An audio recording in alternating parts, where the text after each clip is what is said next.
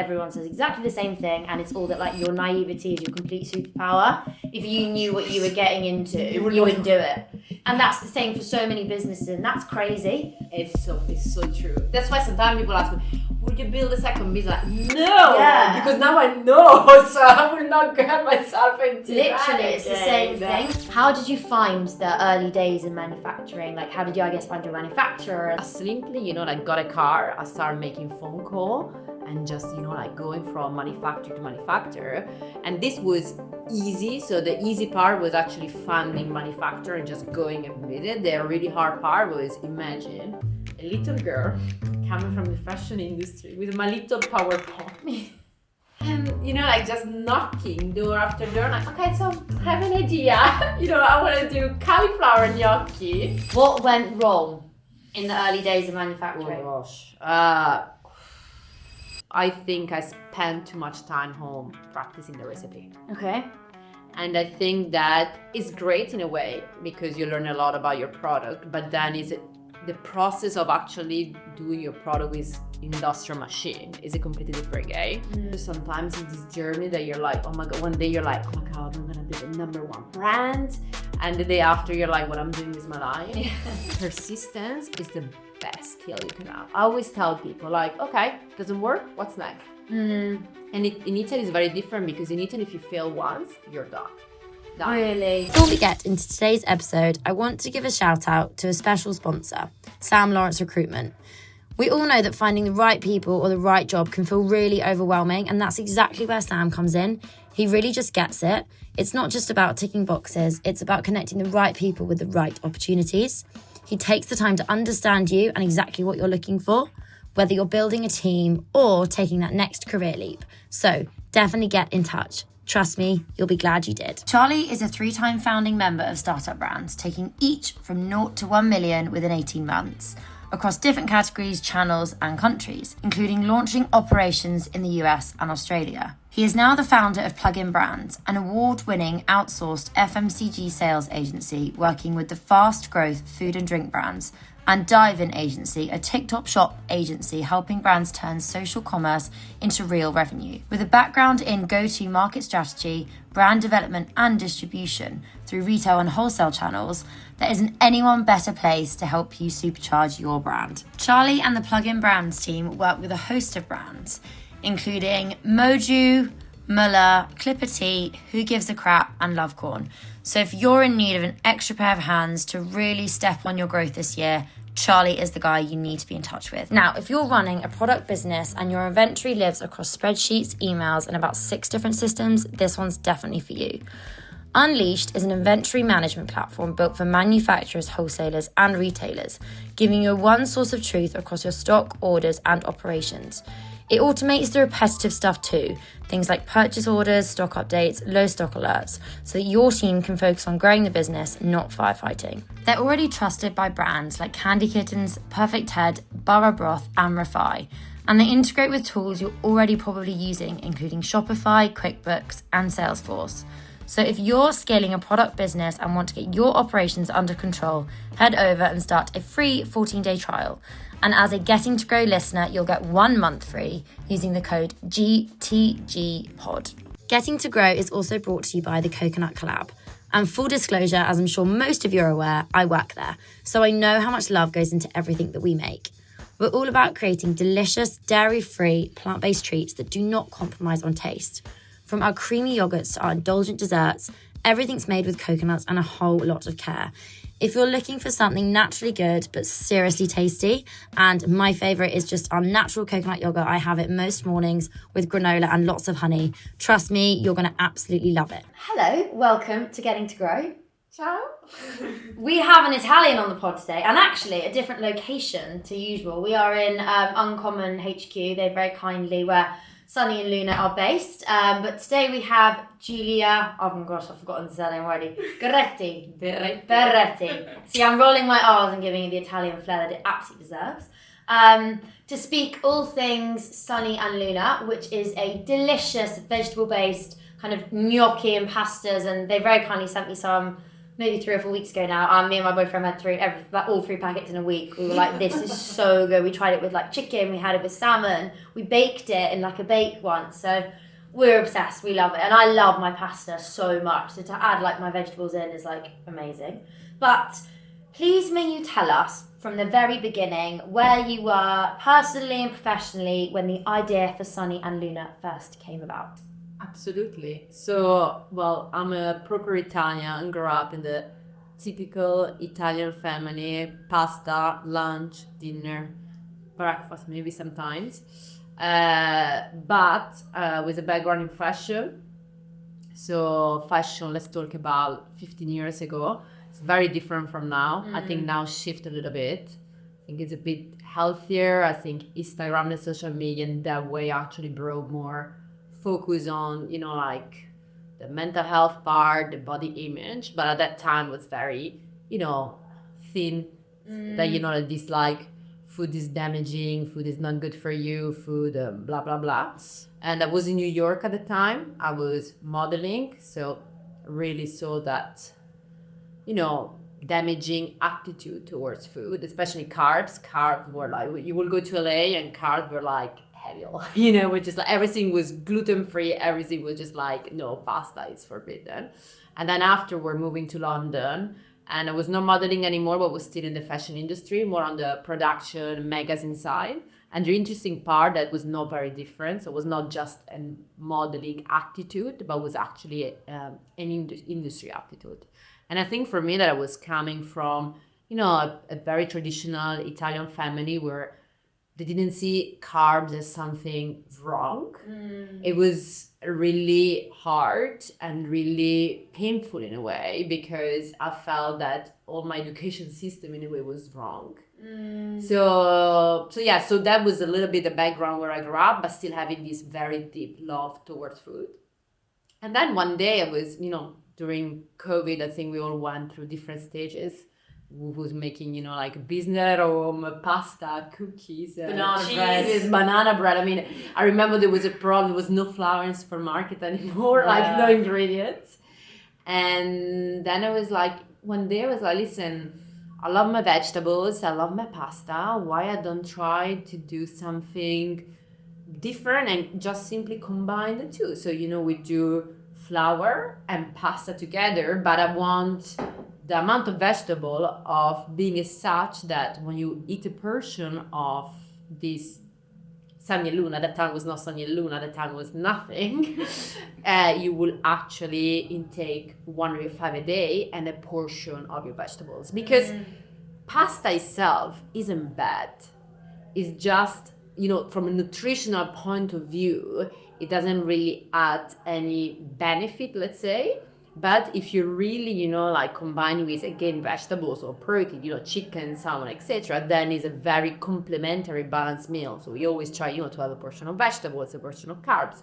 So I was like, why do I combine the two? So instead of being, I only eat my portion of vegetables, you would just have in one meal together without worrying about, okay, well, I hadn't get my greens today, let's say. So the idea was literally combine the tradition and the busy life that today people have together. And that was Sunny and Luna. I came from a slightly fashion background as well when we had our initial call, and I worked in the industry before I came into food, and it was heavily the less you ate, the better.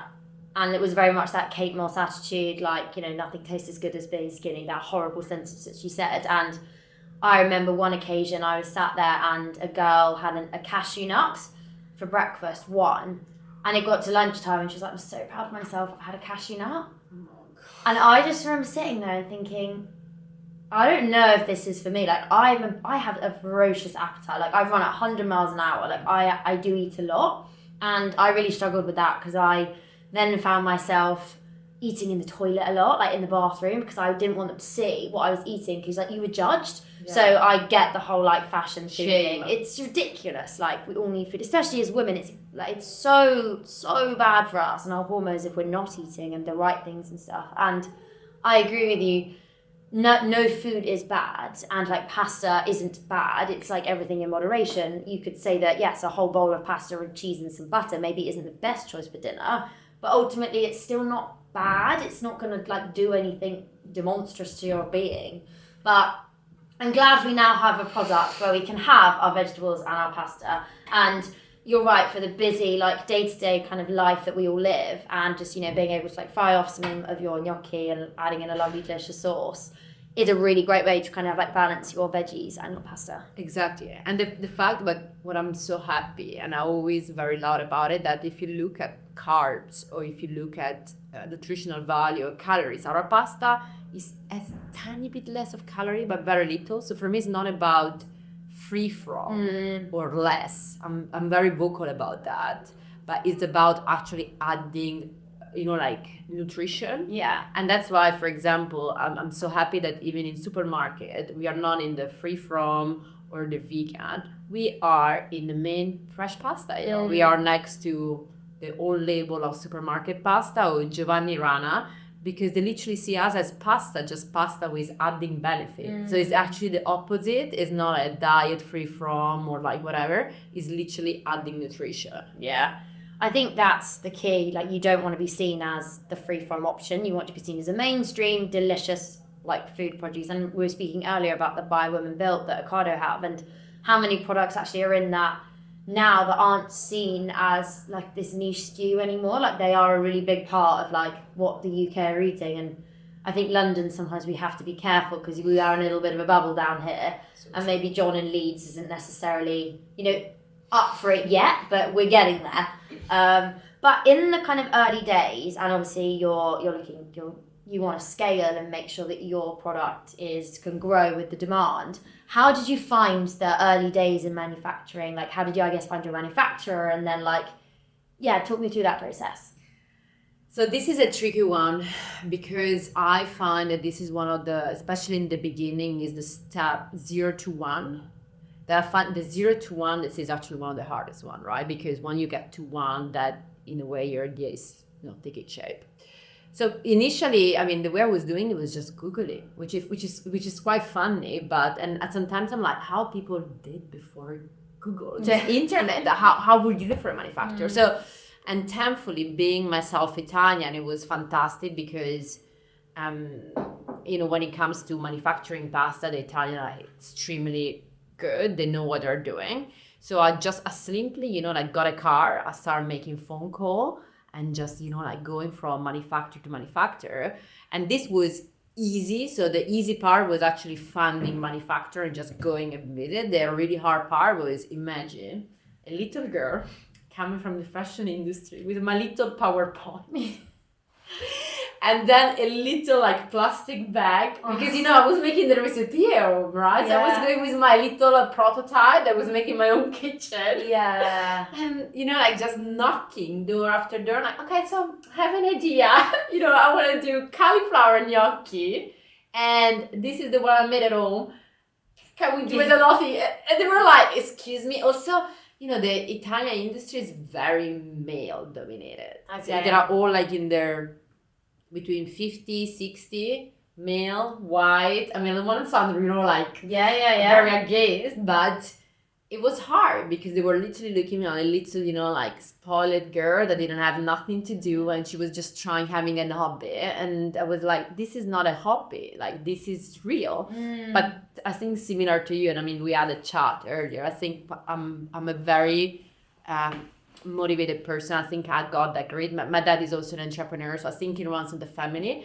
So I think one of the most important things, at least in the beginning, when you go to pitch to these people, because initially it's a pitch to manufacturer, right? I mean, you're no one. You're not like a Nestle or Unilever. You know, you don't have economies of scale. Yeah, especially, I mean, probably if you are an exited founder, maybe it's different. But if you're someone that didn't have any experience, you're like, it's like pitching to an investor. You're like, listen, I'm gonna start with this amount, but I promise you, from zero, I'm gonna bring you X and Y. So it's like I had to show a business plan because no one will take me seriously.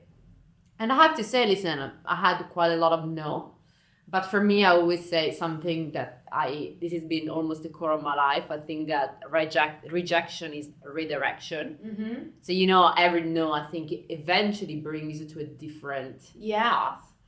I found a little manufacturer that then we grow together, actually close to Milan, and we worked together. And we started. It's so funny because I remember the first order was like 20 cases, and now we're doing completely different scale. But I'm extremely grateful because he trusted me. But the process was.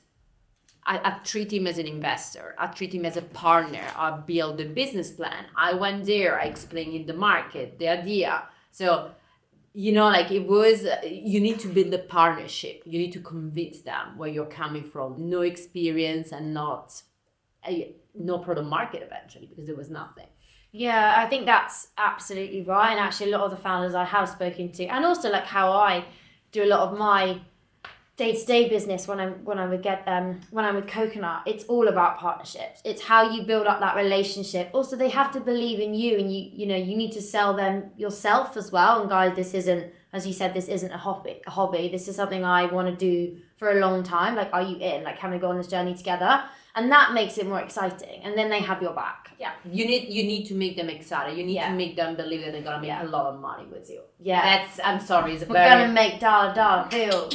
Yeah, exactly. So this was the thing. And then of course there is the part of R&D, which is, again, I developed the recipe in my kitchen, and I mean, it's a very different way when then you start working on a larger scale, right? So speaking of that, what went wrong in the early days of manufacturing? Oh gosh. Okay, what went wrong? So number one thing was, I think I was wasted is not the right word. I think I spent too much time home practicing the recipe. Okay. And I think that is great in a way because you learn a lot about your product, but then the process of actually doing your product with industrial machine is a completely different game. And also didn't have any clue about cost. So I wanted the typical flour, very expensive ingredients. Which you can do small scale. 100%, but not on a larger scale. So I would say, indeed, the idea is important, but I think rather than spend too much time at home developing your recipe, I think it's more important that you actually spend time understanding the market, the price point of view, your competitors. And when that's done, if you have the opportunity, is do all of these tests already with the machine. Don't do the test at all, because then it's a two completely different world. So I was so focused on testing so many recipes at home, and then when we went on the industrial part, we had to start all over again. Because it was just like the machine sometimes, our product has so much vegetables that they would not all together. So I remember the first test, we had all this stuff melting. It was a catastrophe. And I was like, yeah, but at home works. Like, yeah, at home from like 5 portion, not for 500, 5,000, 5 million portion. Yeah. So what I'm trying to say is I think founders, especially first-time founders, that are very specific and very precious about the recipe, and that's the beauty, is the fashion. But the real world, the industrial world is so different that get ready for that and use your time more actually understanding the industry and the category that you want to launch it, and let the manufacturer do the work on the product instead of, again, wasting too much time on trying to realize a product that eventually will not work. Yeah. I guess, making it on small scale is so different to when you start to kind of increase your scale and your production run.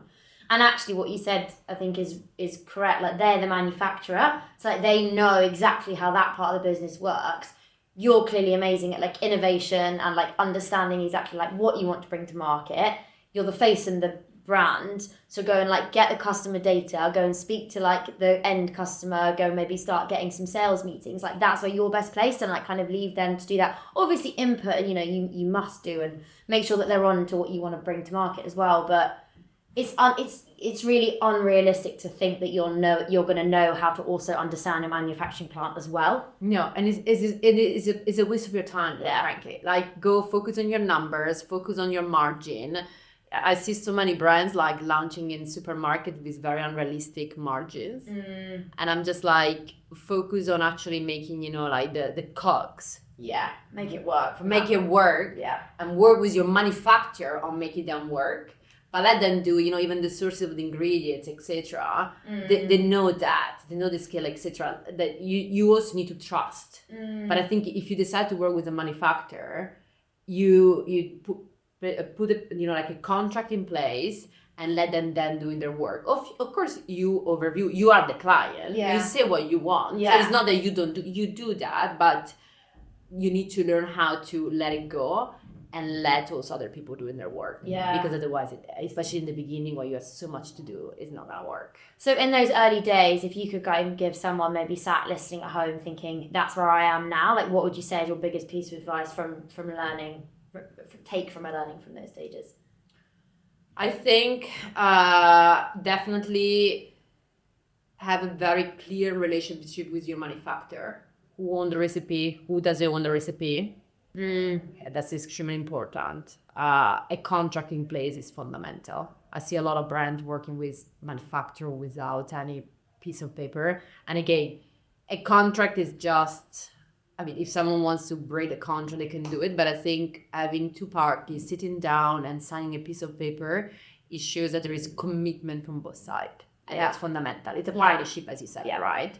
So that definitely was one of my biggest learning. And the second part, initially, I wanted to really go with the price low, etc., and really take a very small margin.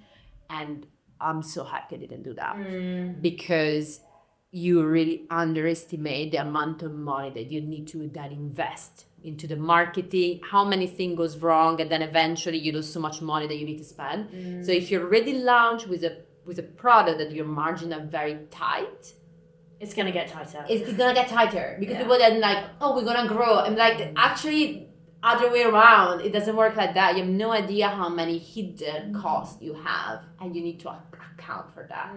And thankfully, that was a big mistake that I was about to do, and I didn't. And I was like, actually having an initial price point higher, but know that we're gonna be, profitable in a couple of years. Yeah, So which that is was key. my goal. Yeah, 100%. And Sunny and Luna, where does the name come from? My cats. Are your cats? Why did I think it was your kids?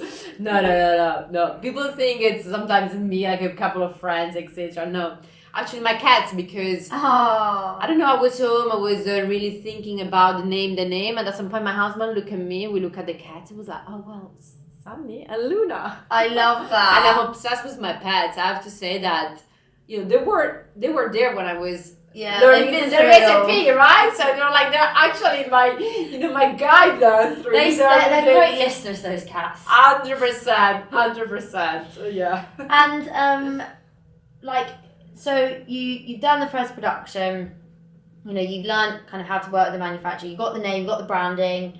How did the initial really early retailer conversations go, and what was the first retailer that you launched into?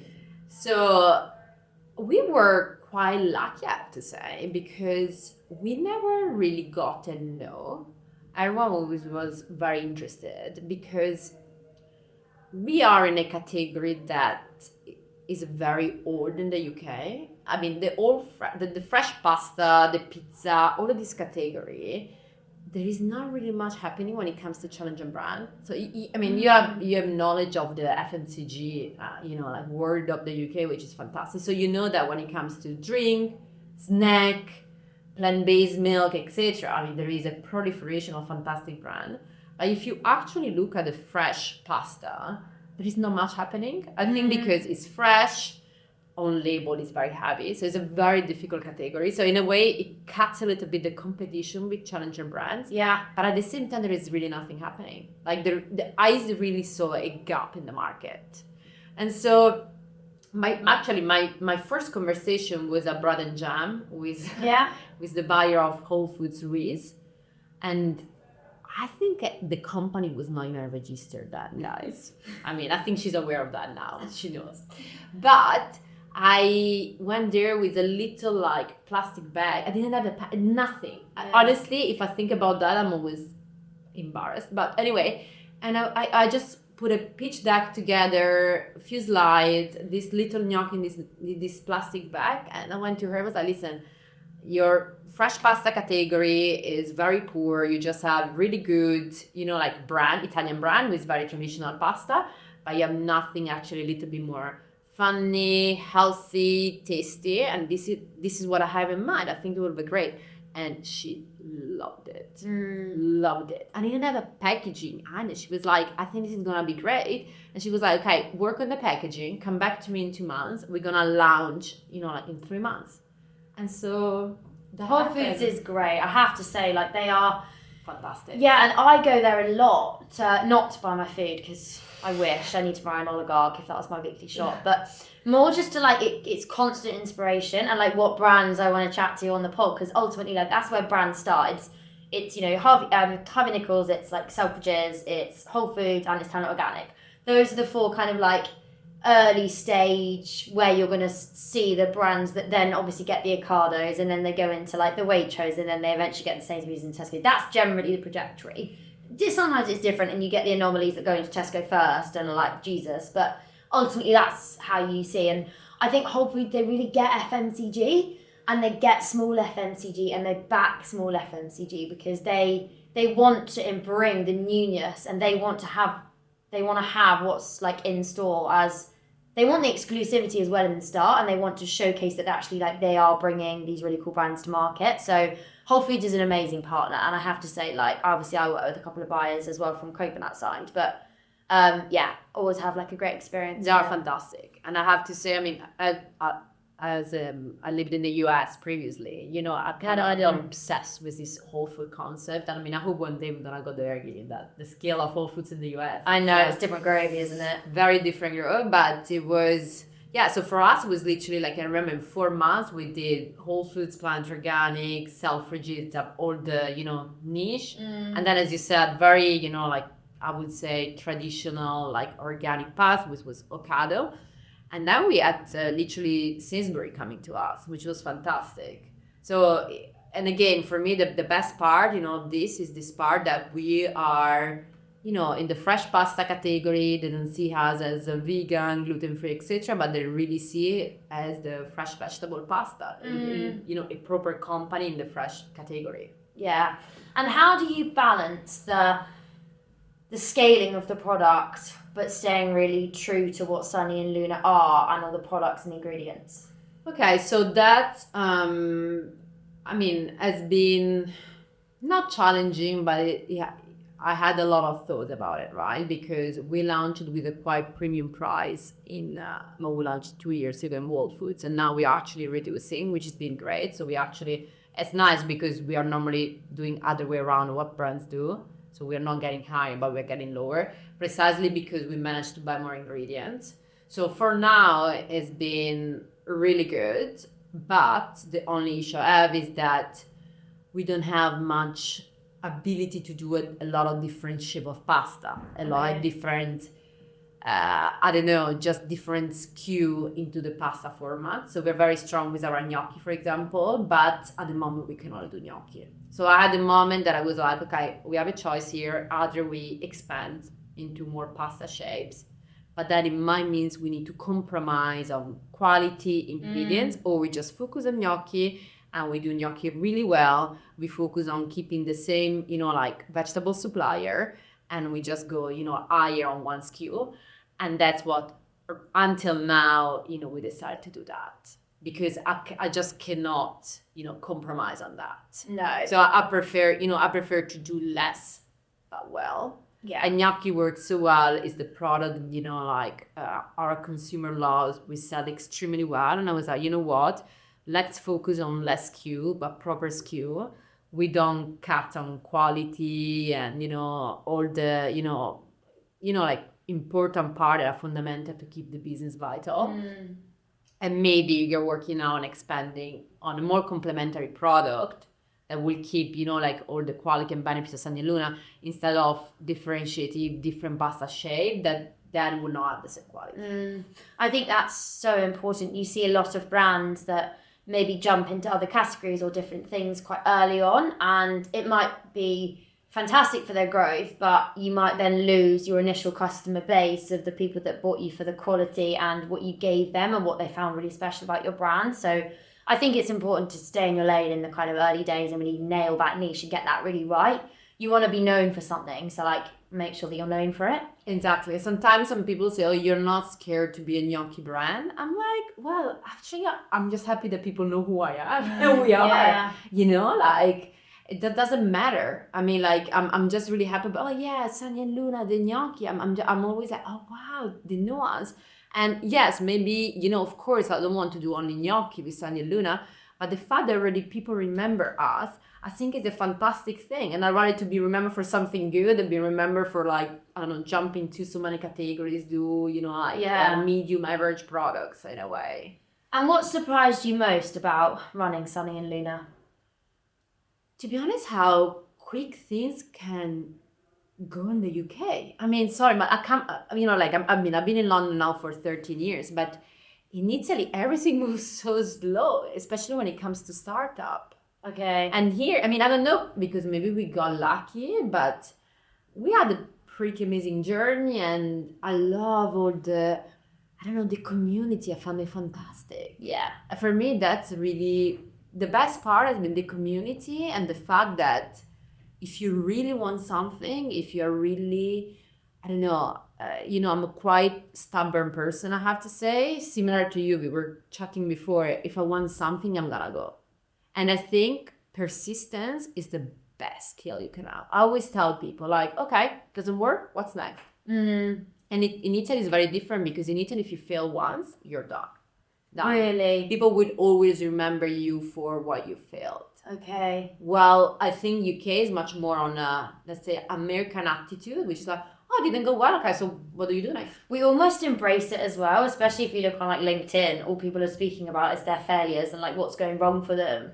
Yeah. You know, it's like actually we find a bit of like camaraderie in what you have fucked up in as such. I think it's actually a good thing, because it means, you know, like, you failed, you're gonna try again. And I like the idea that you went through failure, because, I mean, doing a mistake is a way to learn. So sure. it means that you're not gonna do it again. So that for me has been the best part, and that I'm so grateful to this country, is the mentality, and there is a very entrepreneurial mentality. Yeah. Which for someone coming from a very traditional country, something that it's I don't know, it never, I don't know, I never get tired of it. I'm just really grateful. And speaking of that, and having to adapt quickly and say yes and change and move so fast, have you ever had to say no to a decision, or say no to a customer, or no to a new start at anything because you weren't ready? Yeah, I think initially, and that was another mistake that I would like to share, is I think initially we were trying to do so many things. Like, okay,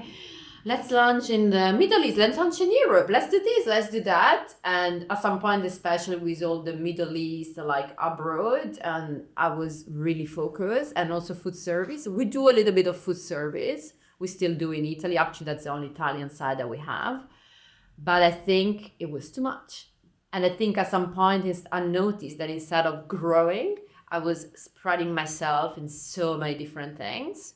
Because again, I'm someone very ambitious, and I wanted things to advance. And I thought, oh, the more leads I have, the more I you know, like things go, and I get more account, and the revenue grow, etc.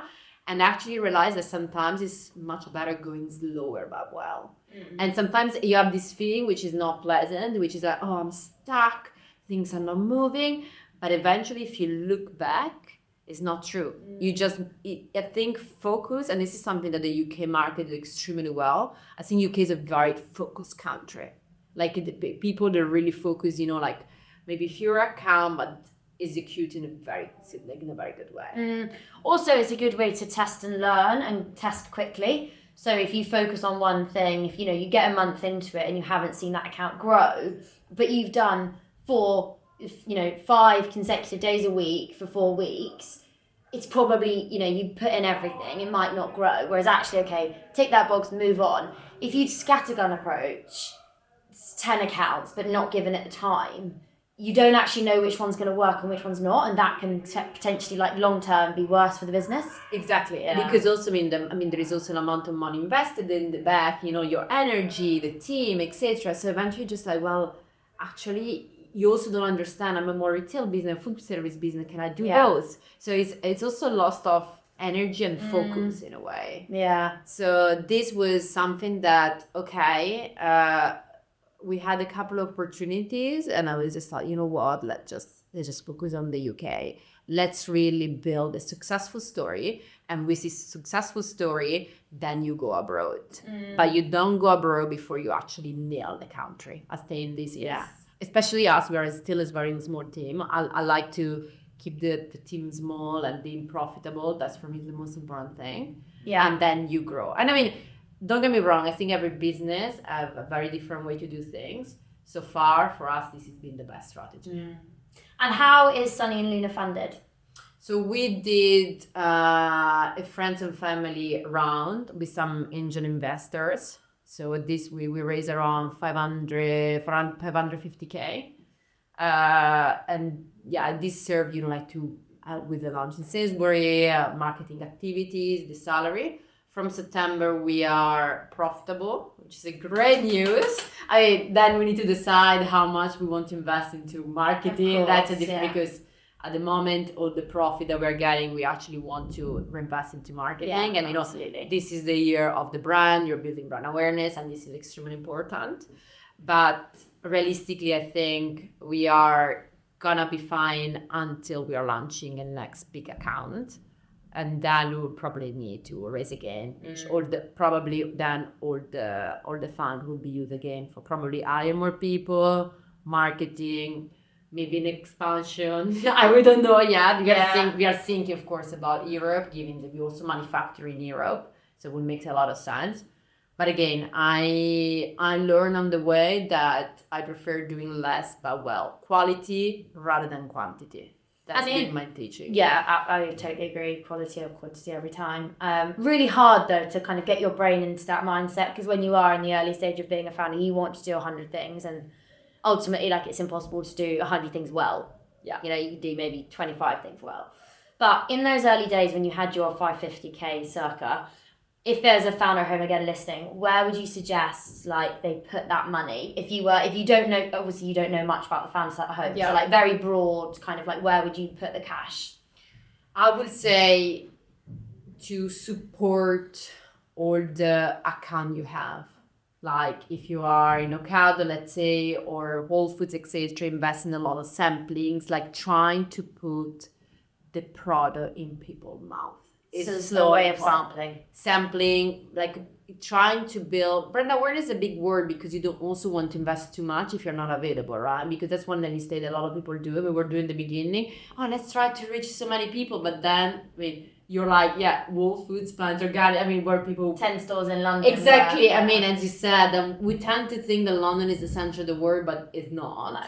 So it's pointless to invest too much, but I would say invest in the shop you are. So create a movement, the shops of we were doing so many samplings in, all the Whole Food shops, Selfridges, Plant Organic. So people will come to Plant Organic, try the product and buy. So really trying to invest that.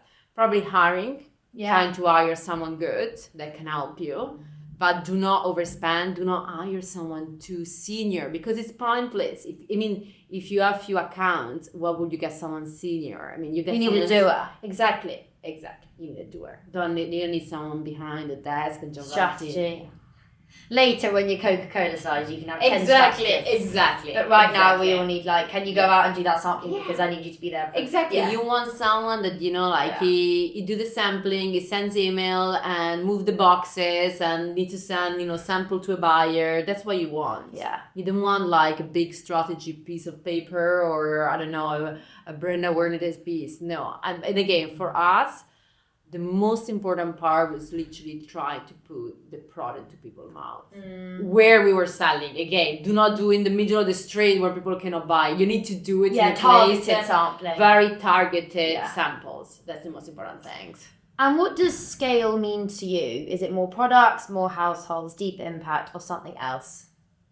I think it means really becoming one of the leader of vegetable fresh pasta in the UK. I think that's for me. I like being a very well-known brand that people buy because they want to eat more vegetables, but they don't want to think about eating vegetables. Yeah. I think it's a nice way to incorporate it, like who doesn't love pasta? And your product tastes phenomenal. There's no taste compromise. Like I really didn't think, oh, I'm eating this and I'm really compromising on my bowl of pasta here. Absolutely not. It was delicious. So, but actually there's been a benefit to eating this because I've got some extra veggies in. Exactly. And that's exactly, I think people are, all of us now are trying to be healthier, right? Mm-hmm. So I think it's a very easy way to, again, eating something without that sense of guilt. Yeah. Which, by the way, I think you should never feel guilty for eating, quite frankly. No. This is what I think. I think honestly. But I think, especially during the week, like when you want to squeeze your veggie and just feel good about yourself, etc. I think it's such easy way without thinking. And that's how I would love that people will consume Sagnaluna. Again, they will not buy Sagnaluna because of the vegetable, but they will buy because they just love it. When you just like, you choose Sagnaluna because, you just like the taste. And also you add in your extra vegetables. And that was fantastic. We did a study with Ocado last year because we wanted to know more about people who were buying us. And we found out that 70% of people that were buying us on Ocado were people that were not buying fresh pasta before. So they were never bought in the fresh pasta. Now they were shopping in the fresh pasta category because of Sagnaluna. Yes. And that made me so happy. I was like, wow, I'm actually bringing people into the category. And the buyer, of course, was super happy. It was like, I'm bringing new people to the category. So giving incrementality because of Sagnaluna. Yeah. And that for me was, like, wow, actually, people that would not before consume pasta because, I don't know, it's not healthy enough, they don't like it, now they will do it. Because my life's too short to eat that pasta anyway. My God, exactly. No, please. And what are you building now that your future self will thank you for? Well, your cats will be in palaces. Exactly. No, I think I'm proud of myself because I love seeing how more women are around building business. It's not just about Sagnaluna. I think in general, again, going back to the Italian point, female founder in Italy is barely any. I think here is growing, but I think there is something that, I have a little boy and I hope, I'm doing this for him as well. Yeah. And I love seeing these female founders do things together, buy women bills. I find it so powerful seeing all of these women in business. It makes me so proud and so happy. Definitely. So this is definitely one of the things that for me is so, so important. And then, of course, I'm super proud about bringing a good product and that people can enjoy, but it's also healthy. So it's a mix between the two. But I think for me, the female side is something that, I don't know, I'm extremely proud and grateful and happy to see this new movement of female leaders. Definitely. I think it's a very special place to work and we're really lucky because it's not scary. Like we're all very up helping each other as well. No, and we are all mega successful. If you see the female founders these days, from tech to FMCG, I see this is a revolution. I call it the female revolution. Exactly. And thinking about the future, what about Sunny and Luna excites you? And then what scares you? What excites me is the possibility of doing things. And the reconnect on before, I think there is no rejection, but there is only redirection. So I think if something doesn't work, there is always a way to get, into a new path. And I think sometimes having, again, a no is actually a good way to get in something better. So on that, I think definitely, keep going, keep pushing the UK market, expanding to Europe, really becoming a real leader of fresh vegetable pasta. The scary part is, it's not as scary, it makes me a little bit sad sometimes, is the bigger, the less you're in control of your business. It's not that you're not in control of your business, but you need to learn how to delegate and you start doing the thing that I think I'm good at, you know, the whole discovering new products and working on the new products, or like talking with more supplier, etc., is something that I used to do a lot. Now I'm more busy, you know, like managing the sales and talking with future accounts, etc. And I think that sometimes it is a good feeling because it means the brand is growing, but it's also very much who I am and why I started the business. I love the part of the beginning of meeting small supplier, and I think the bigger we become, the less would happen for me. And it's good. Probably I would discover new part and new thing that I love, but yeah, it's a bit scary because sometimes I feel, will I still have control of my business? Especially, you know, like the more you grow, the more you need money that you need to raise, and then you need to probably get capital from venture capital or just like private equity, which is great because they help you, you know, like to grow, but eventually then the business is less yours. And for me, you know, like San Luna is almost my baby. And sometimes it's funny, people ask me, would you consider sell one day, etc. And I think to the right person, the right group, yes. But I don't think it's as easy as people think. Of course, if they come with a big check, is great. But I think it's also a very painful process. I spoke with some exit founders that told me, often this comes at the right time when you actually tired, they say. So you also, by that point, sometimes you're also like, okay, it was about time. But letting go is not as easy as everyone think. And afterwards, I know a lot of people that they had depression afterwards because, you know, like from something that filled your days, and then someone day nothing, zero. You have like, oh my God, this hole in your life.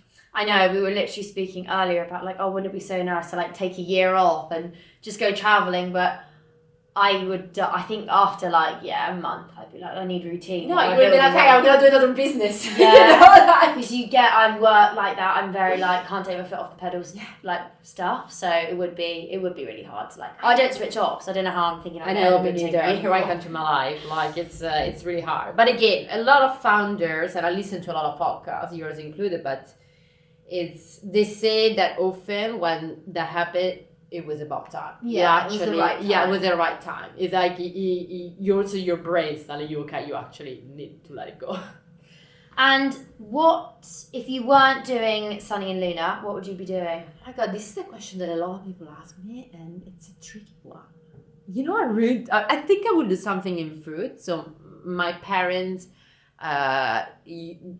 they used to be in food. My dad used to have restaurants, and my mom manufactured wine in Italy. So it's a little bit in the family.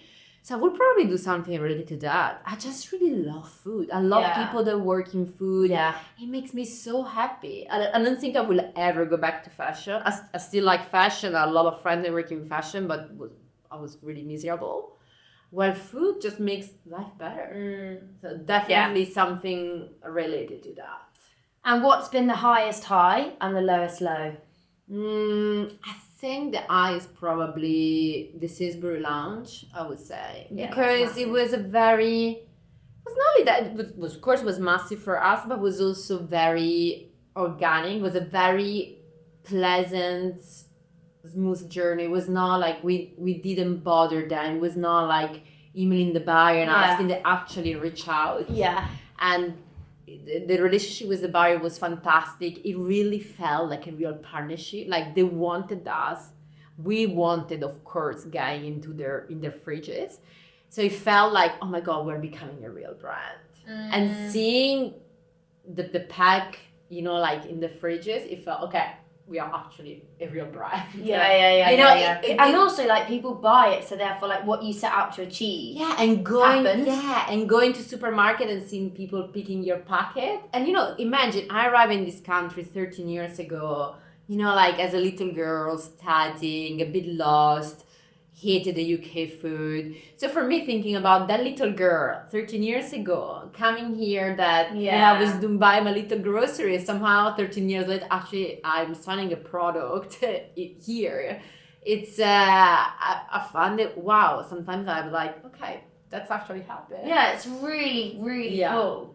And the lowest, well, I would say sometimes seeing things don't go in the way that you would like and not as fast as you would like. And I think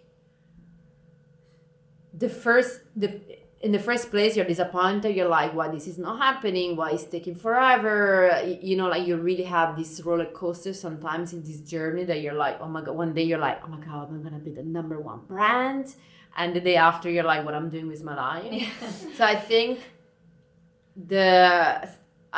the lowest for me sometimes is managing these dark thoughts. Yeah. Is learning to understand that in no day, it doesn't mean that it's gone. Yeah. It's just learning how to deal with your emotion, and because someone told you no, it doesn't mean that it's always gonna be no. It's just like, and having this constant, you know, like grit. It's working on your grit, working on your motivation. So for me, I would say that sometimes we had a couple of retailers say, you know, like not now, maybe later. And for me, I felt really down at the time, but then I was like, okay, it doesn't mean it's no, it might be later. But I think it's learning how to handle this feeling that sometimes it's really hard. And that's where you see the real entrepreneurs.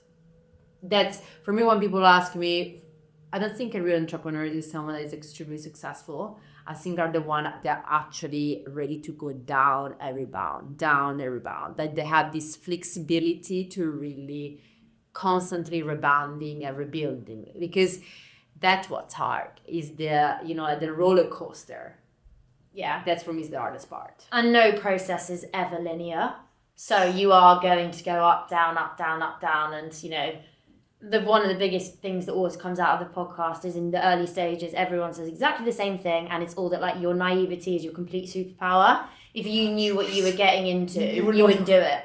And that's the same for so many businesses. And that's crazy to think that. Funny. It's so true. That's why sometimes people ask me, would you build a second business? Like, no, because now I know, so I will not get myself into literally it's the same thing. So it is like having that like complete, I haven't got a Scooby about what I'm about to do is like so important. Yeah. And your passion, everything, that's your power, it's your fuel, right? Yeah. No. And then to kind of close the interview, what is next for Sunny and Luna? What's your biggest, like, so we're at the early 2026 now, where would you like to end 2026? I think we are trying to get in our big retail. So I hope this is going to happen by 2026. I cannot say more now. And then we are working on a few more products that they're going to come out in September. So I think definitely MPD, giving to the world more love, pasta, Sunny and Luna. Probably growing the team. Yeah, that's going to be an important part. And I think again 2026 is gonna be the year of the brand, of building more brand awareness, and still very much focus on the UK because this is our market right now. And probably next year start really thinking about, you know, probably Europe as, you know, start checking what's happening on the other side of the channel. So exciting. Okay, so quick fire. Go. What is one thing you wish you knew at the beginning? To be more exactly the focus. Focus. Again, I wish someone would have told me that instead of spreading myself towards a thousand of different things. One habit that made you a better founder? Disconnecting from social media from 8 p.m. to 7 a.m. Buy yourself these brick things. I don't know if you know. I mean, they didn't pay me. This is completely like natural. Hashtag pay that. Hashtag. Amazing. Anyway, just do whatever you need to do. Don't use your phone. Switch it off. But actually at night, like, allow yourself not to be connected on your bloody phone 24 hours a day. Yeah. And a moment recently that made you stop and feel proud? Seeing an old lady putting a pack of Sunny and Luna in her basket. Oh. Yeah. And as a listener of Getting to Grow, what's one thing Getting to Grow has taught you? I think that founders, we are all very similar, and listening to the story it makes me feel less lonely. I'm a solo founder. And I think hearing that all of this, like feeling sometimes of feeling down, you don't have enough response and things don't go the way you want. And hearing that you're not the only one going through that. As a solo founder, it makes me feel less lonely, and it feels eventually we are all together trying to make this world a better place. Definitely. Well, thank you so much for coming on Getting to Grow. It's been amazing having you. Thank you for hosting me. Yeah, thank you. Hope to see you soon again. Definitely.